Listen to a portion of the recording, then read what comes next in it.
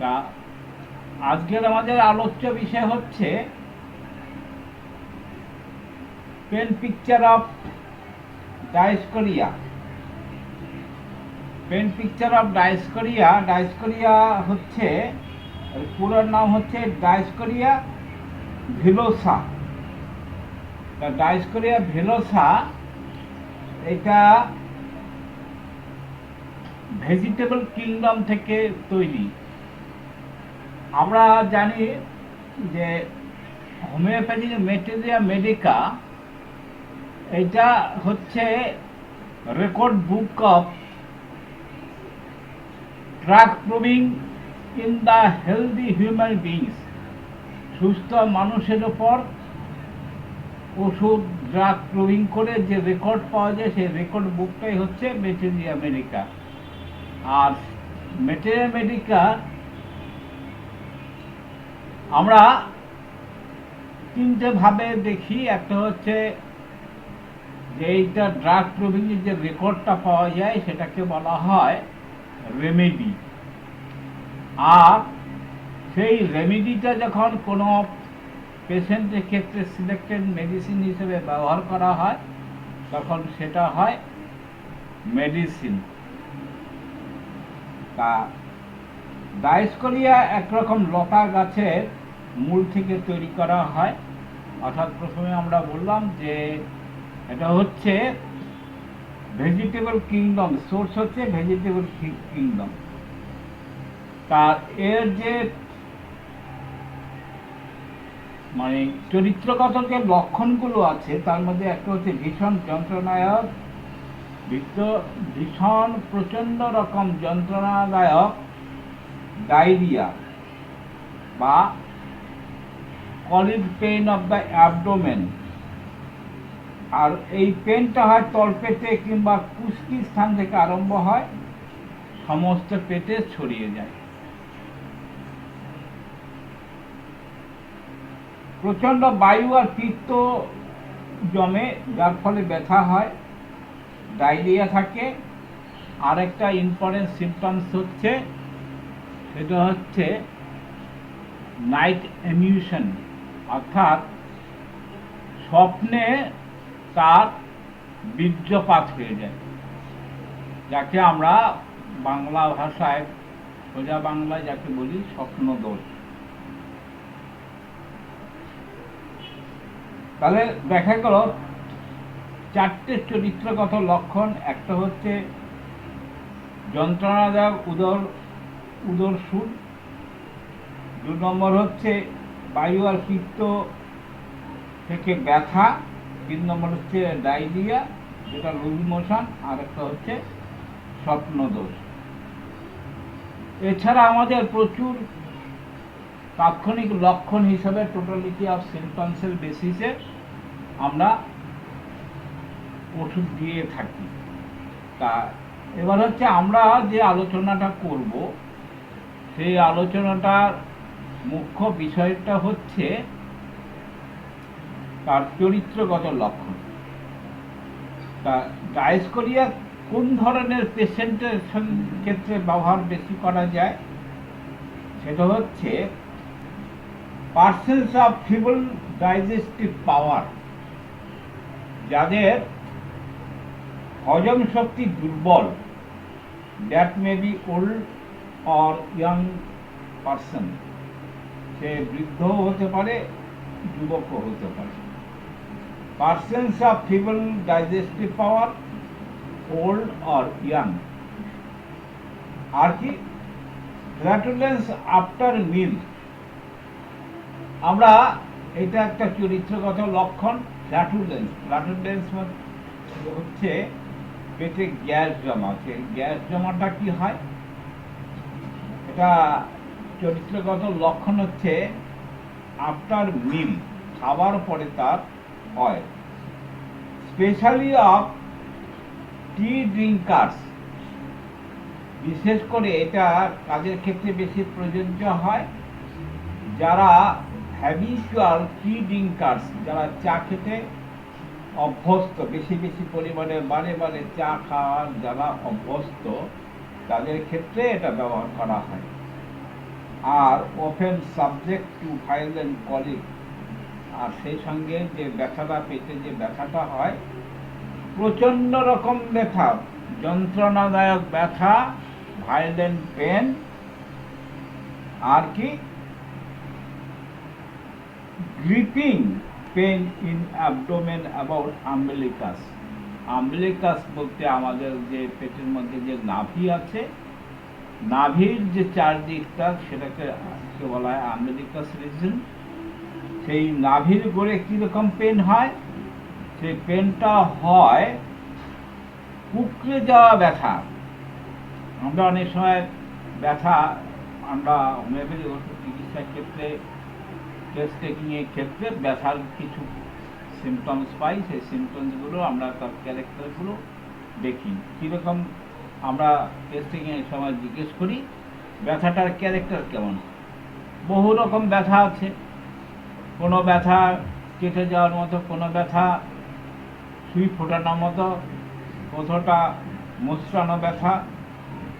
তা এই ক্ষেত্রে পেটে যে ব্যথাটা হয়, সেই ব্যথাটা হচ্ছে কুঁকড়ে যাওয়ার মতো ব্যথা, গ্রিপিং পেন। কোথায় সেই গ্রিপিং পেনটা? Around the umbilicus reason in abdomen.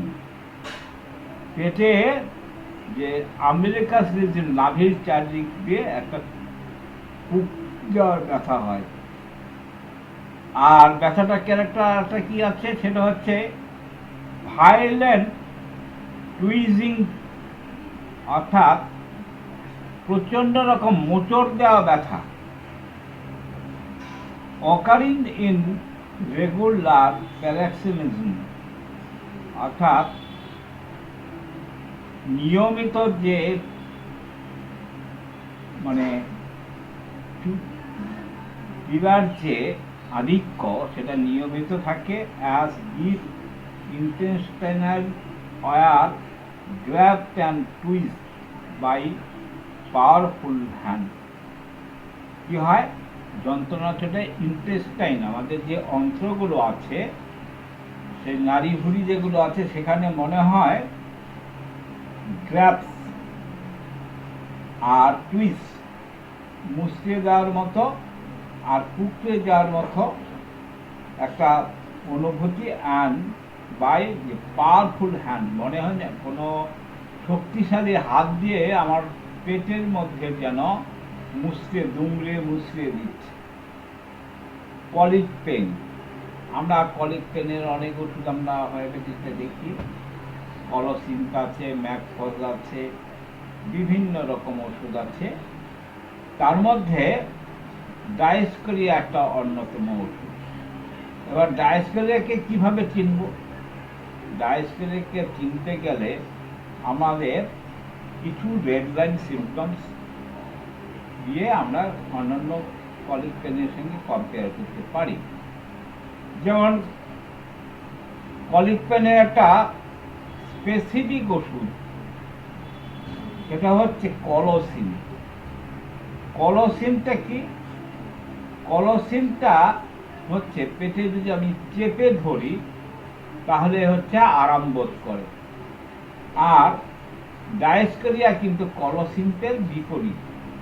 ডায়োস্কোরিয়াটা হচ্ছে aggravated from the bending forward and while line, অর্থাৎ কলোসিনের যে লক্ষণগুলো আছে তার উল্টো লক্ষণগুলো থাকবে ডায়োস্কোরিয়াতে। অর্থাৎ কলোসিন বেন্ডিং ডাবল হলে কলোসিনকে আরাম বোধ করে, বেন্ডিং ফরওয়ার্ড হলে আরাম বোধ করে। আর সেক্ষেত্রে হয় কি, ডায়োস্কোরিয়াতে এই সমস্ত বিষয়ের ক্ষেত্রে দেখা যায় যে তার যন্ত্রণা আরো বৃদ্ধি হচ্ছে, বেড়ে যাচ্ছে। আর তাহলে ডায়োস্কোরিয়াতে কমে কিসে? ডায়োস্কোরিয়াতে কমে on standing erect or bending backward, অর্থাৎ অন স্ট্যান্ডিং, দাঁড়িয়ে থাকলে ডায়োস্কোরিয়া দাঁড়িয়ে থাকলে আরাম বোধ করে। ইরেক্ট, এবং যদি সে জায়গা পরিবর্তন করে বা পজিশনটা পরিবর্তন করে তাহলে সে আরাম বোধ করে। আর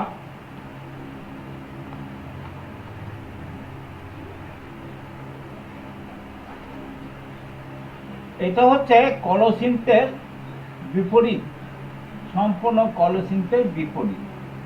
অর্থাৎ কলসিন্থে দেখা যায় এইটা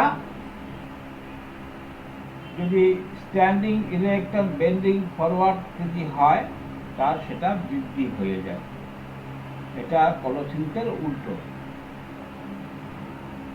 ডায়োস্কোরিয়াতে একটা আমরা অনেকগুলো মেডিসিন দেখেছি যেটা স্বপ্ন দেশের ক্ষেত্রে খুব ভালো কার্যকরী ওষুধ হিসেবে ব্যবহার করা হয় হোমিওপ্যাথিতে। তা সেটা হচ্ছে ডায়োস্কোরিয়ার ক্ষেত্রেও একটা স্বপ্ন দোষের একটা ভালো মেডিসিন হিসেবে ব্যবহার করা হয়। ডায়োস্কোরিয়া এমিশন ডিউরিং স্লিপ, ঘুমের ঘরে তার বীর্যপাত হয়ে যায়, অর্থাৎ এমিশন বা বীর্য নিঃসরণ হয়। আর কিভাবে হয় ঘুমের ঘরে? Vivid dreams of the women. Vivid dream বলতে জ্বলন্ত ছবির মতো যে স্বপ্ন দেখে, অর্থাৎ সে স্বপ্ন দেখে কোনো মহিলার সঙ্গে সে যৌনক্রিয়া লিপ্ত, এবং সেটা সেই ছবিটা, সে যে স্বপ্নটা দেখে সেই স্বপ্নটা তাকে প্রাণবন্ত মনে হয়, প্রাণবন্ত। অ্যান্ড অল নাইট সে স্বপ্নটা সে সারা রাত ধরে দেখে। এই যে যৌন মিলনের যে স্বপ্নটা সে দেখে, সে সারা রাত ধরে যৌন মিলনের স্বপ্ন দেখে। Vivid dream of the women, কোন মহিলাদের স্বপ্ন দেখে অল নাইট, সারা রাত। এরকম লক্ষণ আরো কিছু মেডিসিনের মধ্যে আছে, তার মধ্যে অন্যতম একটা হচ্ছে স্ট্যাটিসিগ্রেসিয়া। ডায়োস্কোরিয়ার কি লক্ষণ হচ্ছে নিস উইক, তার যে পা, হাঁটু সেটা খুব দুর্বল থাকে। জেনিটালস কোল্ড, আর একটা পিকুলার লক্ষণ, তার যে সেক্সুয়াল অর্গান, সে অর্গানটা ঠান্ডা থাকে। গ্রেট ডিসপন্ডেন্সি,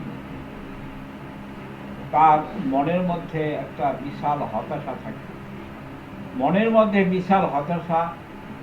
আরো কিছু মেডিসিন আছে, তার মধ্যে অন্যতম হচ্ছে স্ট্যাটিসিগ্রেসিয়া। আর কি? ফেলন্স, তার মেন্টালিটি একটা জঘন্য টাইপের থাকে। Early when pains are sharp and agony, তার মেন্টালিটি জঘন্য কখন হয়? Early when pain are sharp, তার যন্ত্রণা যখন তীক্ষ্ণ তীব্র থাকে। আর অ্যাগনি, যন্ত্রণাদায়ক অবস্থা থাকে। when prickling is first felt, যখন প্রথম যন্ত্রণা অনুভব করে। আরেকটা পিকুলার লক্ষণ আছে ডায়োস্কোরিয়া, সেটা হচ্ছে নেলস বিস্কিল, তার নখগুলো ভেঙে যায়। আর কি? Disposition two প্যারানাইসিয়া। ডিসপোজিশন কথাটা মানে হচ্ছে প্রবণতা, টু প্যারানেসিয়া। প্যারানেসিয়া কথা মানে হচ্ছে inflammation and swelling in the fold of skin and nails of hands and legs. আমরা হাতে এবং পায়ে যে আঙ্গুলগুলো আছে, সেই আঙ্গুল নখগুলোর সঙ্গে যেখানে চামড়ার সংযোগ যে ফোল্ডিংটা হয় সেখানে একটা ইনফ্লামেশন অ্যান্ড সোয়েলিং হয়। ইনফ্লামেশন বলতে প্রদাহ, সোয়েলিং মানে হচ্ছে ফুলে যাওয়া। ইনফ্লামেশন অ্যান্ড সোয়েলিং হয়, সেই রোগটার নাম হচ্ছে প্যারোনেসিয়া। এই প্যারোনেসিয়ার ক্ষেত্রে হচ্ছে দুটো মেডিসিন খুব প্রমিনেন্ট। একটা মেডিসিন হচ্ছে হিপারসাল, আরেকটা মেডিসিন হচ্ছে ডায়েস্কেরিয়া। এই হিপারসাল এবং ডায়েস্কেরিয়া কখন আমরা ব্যবহার করব? আমরা যখন দেখব যে প্যারোনেসিয়ার ক্ষেত্রে inflammation and swelling in the fold of the skin and nails of hands and legs, পায়ের যে নখ, হাতের যে নখ, সেই নখগুলোর যে সংযোগ স্থল, চামড়ার সঙ্গে নখের যে সংযোগ স্থল, সেখানে কি হচ্ছে? সোয়েলিং অ্যান্ড ইনফ্লামেশন, ফুলে যাওয়া আর হচ্ছে প্রদাহ, ইনফ্লামেশন হচ্ছে। সেই ক্ষেত্রে আমরা দুটো মেডিসিনের কথা চিন্তা করতে পারি। একটা হচ্ছে হিপারসাল, আরেকটা হচ্ছে ডায়েস্কেরিয়া।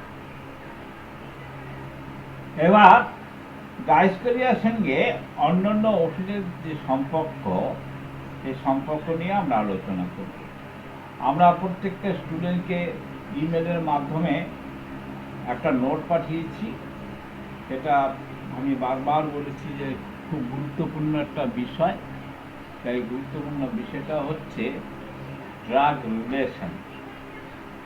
কোন ওষুধের সঙ্গে কি সম্পর্ক ওষুধের বিস্তারিতভাবে দেওয়া আছে, ড্রাগ রিলেশন দেওয়া আছে। এই ড্রাগ রিলেশনটা আমাদের কিন্তু প্র্যাকটিসের ক্ষেত্রে খুবই প্রয়োজনীয়।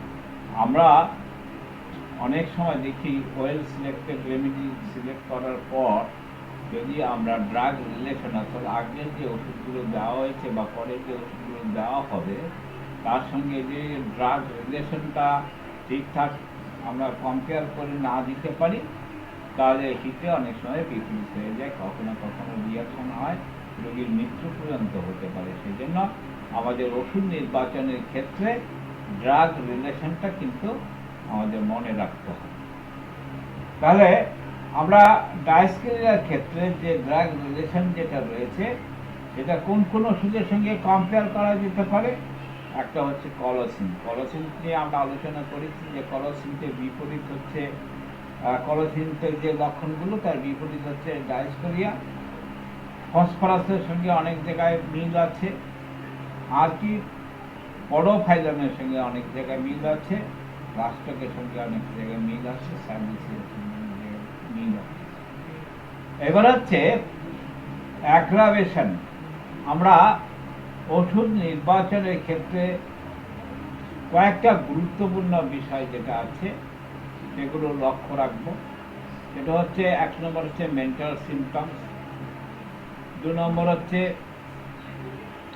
তার ড্রিম অ্যান্ড সোয়েট, এই dream and sleep, sleep and dream, স্বপ্ন, তার মেন্টালিটি মাইন্ড, তার ফুড ডিজায়ার অ্যান্ড অ্যাভারশন, আর আরেকটা জিনিস যেটা খুবই গুরুত্বপূর্ণ সেটা হচ্ছে অ্যাগ্রাভেশন অ্যান্ড অ্যামিলিয়েশন। সামগ্রিকভাবে আমরা কম্পারেটিভ মেডিকা নিয়ে যখন আলোচনা করি, সামগ্রিকভাবে কিছু অ্যাগ্রাভেশন অ্যামিলিয়েশন নিয়ে আমরা আলোচনা করি, ডিটেলস আলোচনা করি। তা এই ক্ষেত্রে আমরা যেটা দেখতে পাবো সেটা হচ্ছে অ্যাগ্রাভেশন। ডায়েস্কেরিয়া অ্যাগ্রাভেশন কিসে হয়? ডায়েস্কেরিয়া অ্যাগ্রাভেশন হচ্ছে লাইং ডাউন, সিটিং, বসে থাকলে, শুলে, আর হচ্ছে বেন্ডিং ডাবল। আমরা আগেও আলোচনা করেছি যে কলোসিনের হচ্ছে বেন্ডিং ডাবলে হচ্ছে তার আরাম হয়, অ্যামিলিয়েশন হয়, আর ডায়েস্কেরিয়া হচ্ছে তার সম্পূর্ণ বিপরীত। ডায়েস্কেরিয়ার ক্ষেত্রে হচ্ছে অ্যাগ্রাভেশন হয়, বেন্ডিং ডাবলে কিন্তু তার অ্যাগ্রাভেশন হয়। তাহলে আমরা অ্যামুলেশনের ক্ষেত্রে কি দেখবো? অ্যামুলেশনের ক্ষেত্রে হচ্ছে তার আরাম হয় কিসে? মোশনে আরাম হয়। মোশনে আরাম হয়, ওয়াকিং ডিফিকাল্ট, অর্থাৎ হাঁটতে গিয়েও তার কিন্তু আরাম হয়, যদিও ডিফিকাল্টি ফিল করে। Compelled to walk even the tired, তা আরাম হয় কিসে? ওয়াকিং, অর্থাৎ হাঁটা চলাতে আরাম হয়, কিন্তু হাঁটতে চলতে গেলে কষ্ট হয়। তার উপশম হয়, কিন্তু হাঁটতে চলতে গেলে তার কষ্ট হয়। আর কি? কম্পেলড, বাধ্য হয়, to walk even the tired, হাঁটতে গেলে সে কষ্ট পাচ্ছে, তা সত্ত্বেও সে হাঁটতে বাধ্য হচ্ছে। তাহলে আমরা দেখলাম যে মুভমেন্টে তার আরাম হচ্ছে। মুভমেন্টে আরাম হচ্ছে কার? ডায়াসপোরিয়া। মোশনে আরাম হচ্ছে, হাঁটা চলাতে আরাম হচ্ছে, হাঁটা চলাতে তার কষ্ট হয়, কিন্তু আরাম হয়, উপশম হয়। আর কি? Compelled to walk even the tired, হাঁটতে চলতে গেলে সে টায়ার্ড ফিল করছে, কিন্তু তবুও সে হাঁটতে বাধ্য হয়, কারণ হাঁটতে গেলে খানিকটা তার উপশম। তা এই সংক্ষিপ্তভাবে আমরা ডায়াসপেরিয়া নিয়ে আলোচনা করলাম। তা এরপরে আমরা আরেকটা সাবজেক্ট নিয়ে আলোচনা